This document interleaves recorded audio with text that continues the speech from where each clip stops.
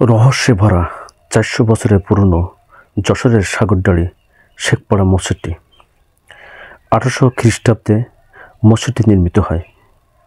তৎকালীন ধর্মপ্রচারক পীর সৈয়দ রিয়াজউল্লাহ মসজিদটি প্রতিষ্ঠা করেন।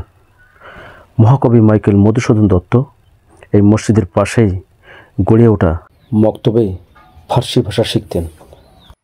এই মসজিদটা শেখপুরা জামে মসজিদ বলে ঘোষণা, আমরা ছোটকালের থেকে যা শুনি শেখপুরা জামে মসজিদ। তো আমার বয়স এই 65-70-এর কাছাকাছি, এই একইভাবে দেখে আসতেছি এই মসজিদটা। আমরা নামাজ কালাম করি, কিন্তু এই মসজিদে মাইকেল ফার্সি শিখতেন, ফার্সি ভাষা এই মসজিদটাই শিখতেন। মাইকেল আসতেন, এই বক্তব্য ছিল, হুজুর গাছ শিখতেন।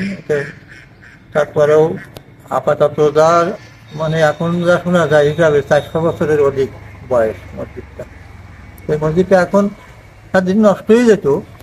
এই মসজিদটা আর কলেজের ডিপার্টমেন্ট নিয়ে নিচ্ছে সরকারিভাবে, সরকারি তত্ত্বাবধানে এখন চলে। তা না হলে এত দিন হয়তো ভেঙে চুরি করিয়ে যেত।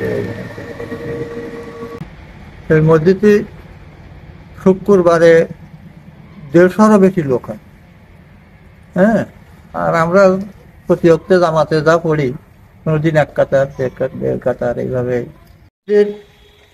৩টে গম্বুজ, ভিতরে ৩ কাতার লোক, বাইরে ২ কাতার, তার নিচে বারান্দায় আর ১ কাতার হয় জুম্মার দিন। আর প্রতি অক্টে ১ কাতার, অধিকাংশ ১.৫ কাতারও হয় ফজরে। আর এর রং সং সরকার থেকে ছাড়া, সরকারের দায়িত্বে ছাড়া আমাদের এতে কোনো কর্তৃত্ব নেই, কেউ হাত দিতে পারবে না, তা করবে সরকার। এই ডিপার্টমেন্টে চাকরি করে। আচ্ছা, এই বেতন কি আপনারা দেন না সরকার? সরকার, বেতন সরকার। এই ডিপার্টমেন্টে চাকরি করে। উনি আসে ওই সাগরদাড়ির ডিউটি, উনি আসে প্রতি অক্টে ফজরে পড়ি চলে গেছেন, জোরে পড়ি চলে যাবেন, আসরে আসে পড়াবেন, আসরে পড়ায় নিয়ে ঈশা পর্যন্ত পড়িয়ে চলে যাবেন। ইমাম আমাকে ইমাম মানে পুরো দায়িত্ব। আবার সকালে পড়াশুনো করায় ফেলে গেলে সন্ধ্যে পরে ঈশা পর্যন্ত পড়াই ইমাম সাহেব কষ্ট করেন খুব।